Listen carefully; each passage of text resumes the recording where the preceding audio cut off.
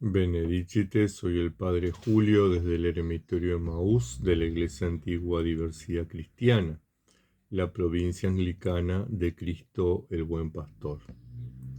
Continuamos con los comentarios a la Filocalía.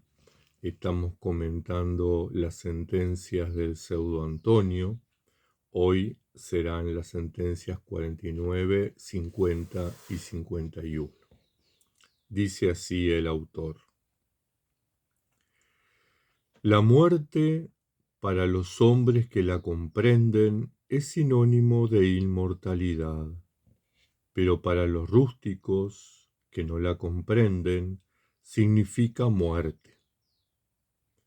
Pero no es esta muerte que debemos temer, sino la perdición del alma, que consiste en la ignorancia de Dios. Esto sí es verdaderamente terrible para el alma. El Pseudo Antonio nos enfrenta a dos realidades, valga la redundancia, muy reales. En el cristianismo de Occidente, en el mundo occidental, tenemos una vivencia nefasta de la muerte hasta el día de hoy. La muerte va acompañada de llanto, de dolor, de frustración, de quebranto, de incomprensión. No reconocemos que es la única puerta para entrar al reino de Dios. Pareciera que vivimos separada la fe de la realidad. La fe va por un lado y la realidad va por el otro. Pareciera que los cristianos estuviéramos divididos, que no entendiéramos el sentido de la muerte, de esa transición, de ese paso, ¿verdad? Yo creo que es necesario prepararse para ese momento, no por miedo al juicio, no por miedo a lo que va a pasar, sino porque es el momento tal vez más importante de nuestra vida junto con el nacimiento. Con el nacimiento surge una cantidad de posibilidades en esta vida. Con la muerte surge la posibilidad mayor, entrar a la presencia de Dios, de la que nadie nos podrá sacar. La muerte es como la verdadera experiencia de la fe.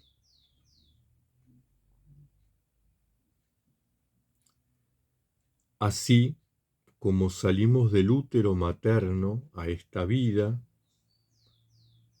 en la muerte salimos de esta vida para nacer al reino de Dios. Pero por otra parte, ciertamente, quienes no viven esta experiencia de fe, enfrentan a la muerte como el fin de todo, donde ya no hay más posibilidades, donde todo termina. Es más, hay gente que vive sin fe, que vive ignorando a Dios porque no tiene fe, que son como muertos en vida, carecen de felicidad, carecen de esperanza, carecen de expectativas, carecen de proyectos. Pseudo Antonio hoy nos invita a vivir esa experiencia de fe, a renovar esa experiencia de fe, a no vivir como muertos en vida, a no vivir sin fe, a no vivir sin Dios. El hombre interior del que nos habla San Pablo no es cultivado en estas situaciones, no es desarrollado, no es alimentado ni cuidado. El pseudo Antonio nos invita a vivir esa experiencia de fe. Ciertamente, para mucha gente es difícil porque la muerte es el fin aparentemente y nadie nos ha contado qué pasa. Les voy a contar una anécdota. Cuando yo era joven, en el milenio pasado, era mochilero. Salía con amigos, con amigas a mochilear y nuestro destino siempre era Chile, el sur de Chile, porque claro, en Uruguay es todo llanura, entonces poder ver una montaña es como una maravilla, ¿no? Lo más alto que tenemos es un cerro de no llega a 600 metros. Entonces íbamos mochileando y nos dijeron que camináramos por tal camino, un camino muy serpenteado, con mucha piedra, pero que al fondo estaba el volcán Yates y que íbamos a ver en determinado momento del camino un río blanco. Y nos pusimos en camino para ver. Y llevamos ya como 2 horas caminando cuando empezó mucho frío y mucha lluvia. Y la lluvia era muy fuerte y estábamos congelados de frío. Ya los ponchos se nos habían mojado, la ropa se nos había mojado. Cuando empezamos a divisar una figura inmensa, maravillosa, con la punta blanca. Algo que evidentemente en Uruguay jamás habíamos visto. Y a medida que nos acercábamos, esa figura iba creciendo, esa imagen iba creciendo.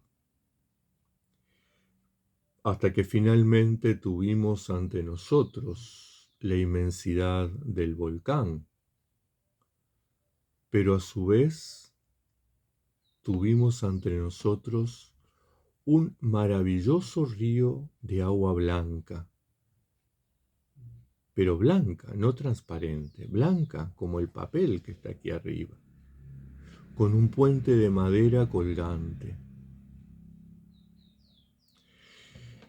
Y nosotros estábamos empapados y llovía, y sin embargo disfrutamos de ese momento, disfrutamos maravillosamente de ese momento.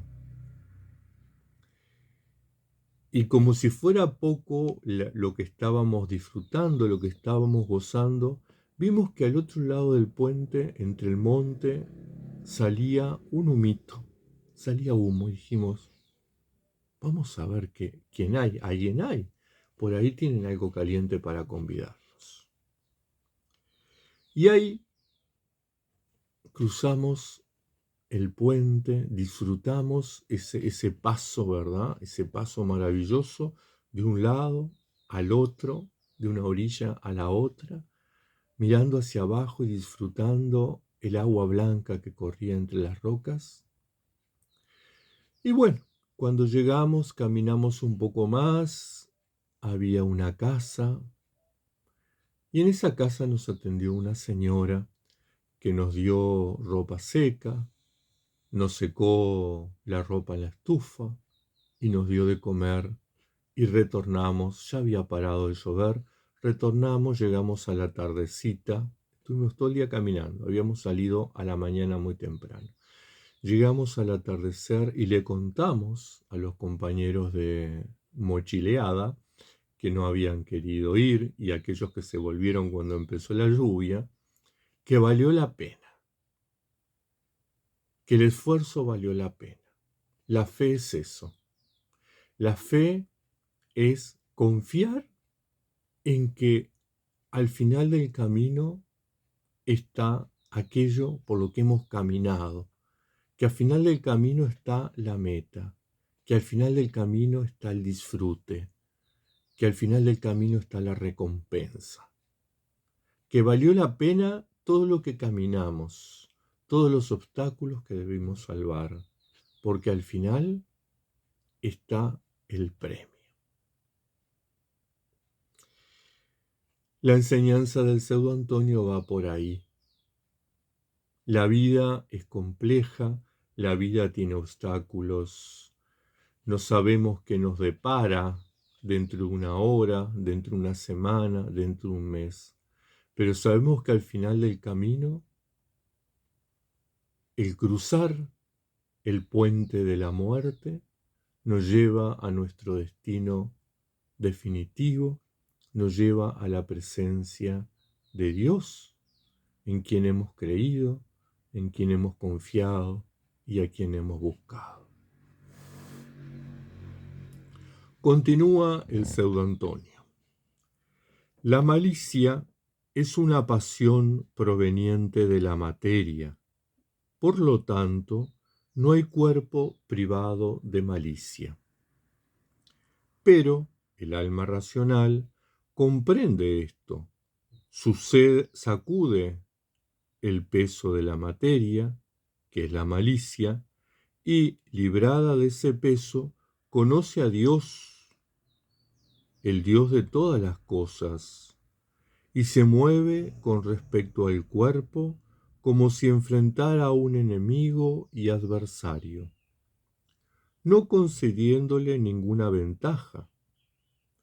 De esta manera, el alma es coronada por Dios por haber vencido las pasiones de la malicia y de la materia.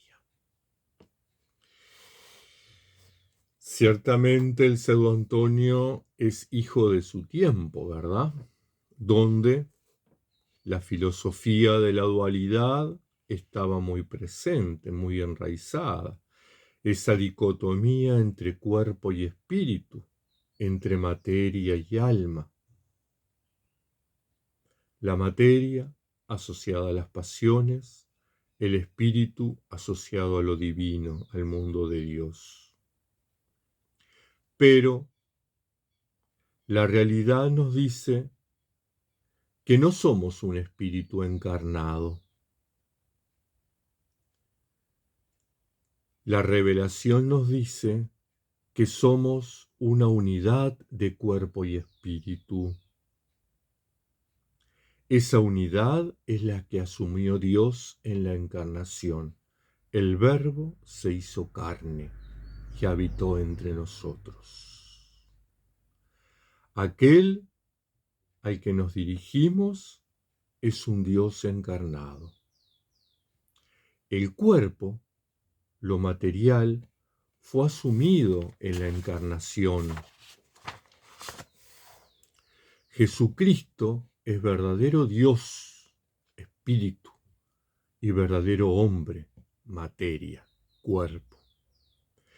El ser humano, llamado a vivir la vida de Dios, necesita tomar conciencia de su realidad material y espiritual. Romper con la dualidad. El ser humano necesita unificarse. La práctica hesychasta justamente nos lleva a unificarnos. Nos lleva a que cuerpo y espíritu, alma y materia estén unidas, estén centradas en la presencia de Dios. Todo un desafío para nuestro siglo XXI, ¿verdad? Todo un desafío poder unificarnos, poder tomar conciencia de que también somos espíritu.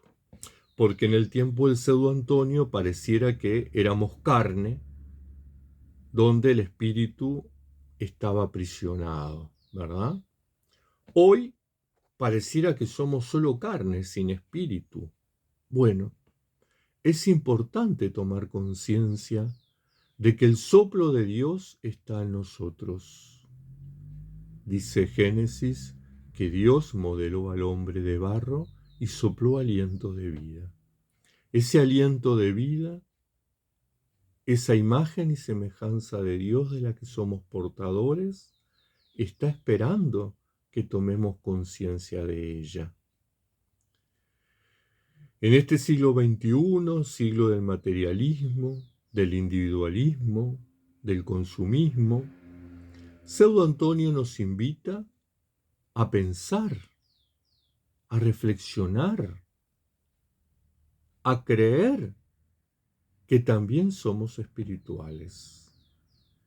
Nos invita a que nuestra vida física, corporal, esté íntimamente unida, íntimamente ligada a nuestra vida espiritual. Continúa sus enseñanzas. La malicia, una vez conocida por el alma, es odiada como una bestia fétida, pero si es ignorada, es amada por aquel que no la conoce, y ella, de este modo, lo retiene prisionero, reduciéndolo a la esclavitud a su amante. Y éste, sintiéndose infeliz y miserable, no ve ni entiende lo que le es útil. Por el contrario, cree que está bien acompañado por la malicia y se complace en ello. Necesitamos discernir entre lo bueno y lo malo. Necesitamos discernir entre el bien y el mal. Necesitamos rechazar la maldad que hay en cada uno de nosotros. Debemos estar alertas, vigilantes, custodiar los recuerdos y pensamientos, los deseos y los sentimientos. Debemos estar atentos a nuestras acciones y a nuestras omisiones. Cuidado con confundir el mal con el bien, porque no estaremos cuidando de nosotros mismos. Nos estaremos hundiendo en un mundo sin sentido. Uno de los riesgos, ciertamente, que tienen los seres humanos hoy, que tienen las personas hoy, ¿verdad? No tener conciencia del bien y del mal. Todo vale, todo se puede.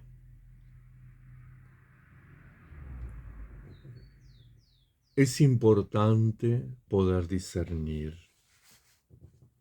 Y esto es importante en estos tiempos de transformación cultural, de crecimiento y dominio de las redes sociales y de las tecnologías en las relaciones humanas.